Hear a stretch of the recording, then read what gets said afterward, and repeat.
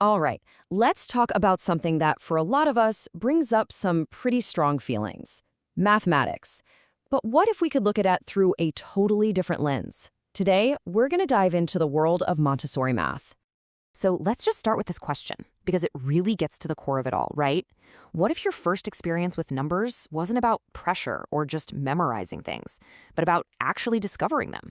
This is the big promise of the approach we're about to unpack. And this really just lays it all out, doesn't it? On one side, you have that traditional way. It feels mechanical, it's all about memorization, and honestly, it can feel like a total burden.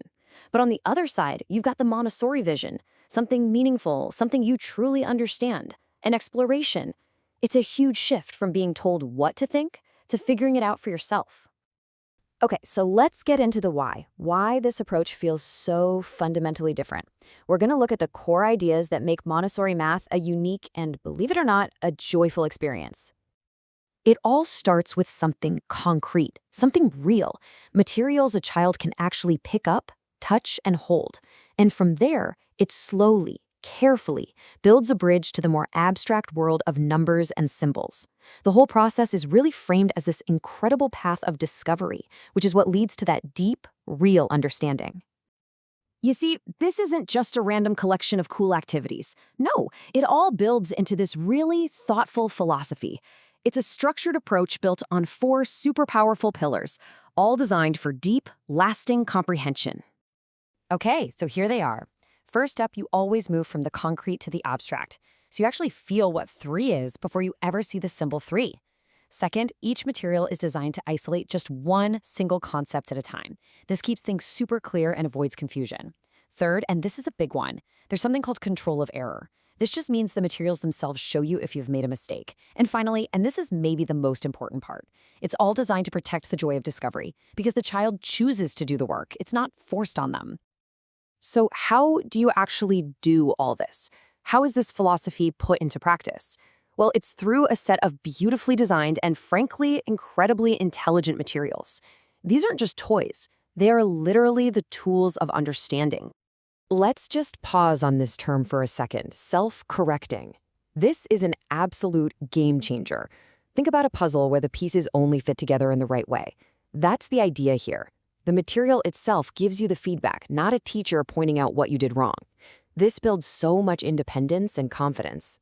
I mean, when a child can see their own mistake and fix it without any judgment, they learn that mistakes are just part of the process. It's what we now call a growth mindset, and they're learning it from day one. So the whole journey kicks off by connecting a physical reality to an abstract idea. Take the number rods, for example. The 3 rod is physically longer than the 2 rod. You can literally feel the difference in quantity. Then, with the sandpaper numbers, a child traces the shape of the number 3, connecting that physical feeling of 3 to its written symbol, all through touch. And then, we move on to bigger, more complex ideas like the decimal system. The golden beads are the perfect example. A child can hold a single tiny unit bead, then a bar of 10, then a flat square of 100, and then a big cube of 1,000. Suddenly, place value isn't some abstract rule you have to memorize. It's a physical reality you can see and hold right in your hands.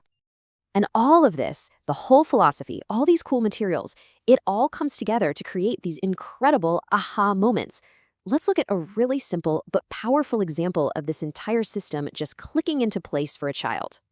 So picture this. You've got a kid sitting quietly, totally focused on those golden beads. They're carefully counting out the tiny individual unit beads. 1, 2, 3, all the way to 10, lining them up in a neat row. Then, right next to that long line of single beads, they place a single solid bar that's made of 10 beads all fused together.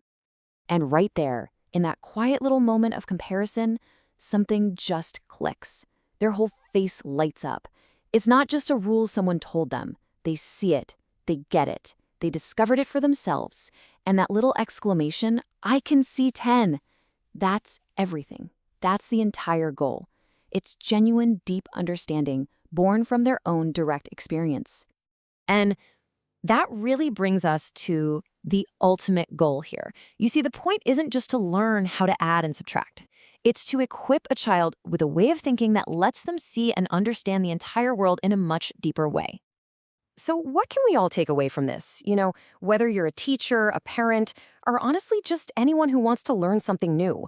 The principles here are universal. It's all about starting with something solid, something tangible you can get your hands on. It's about allowing yourself time to just explore and repeat things. And maybe most importantly, you have to protect that joy of discovery, that little spark you get when you finally figure something out for yourself. This isn't just for kids. It's how deep learning happens at any age. So, in the end, this approach to mathematics isn't just about passing a test. It's really about building a mindset. It suggests that math is this beautiful language we can use to read the patterns of the universe around us. And that amazing journey begins not with a formula on a blackboard, but with the simple, profound act of discovery.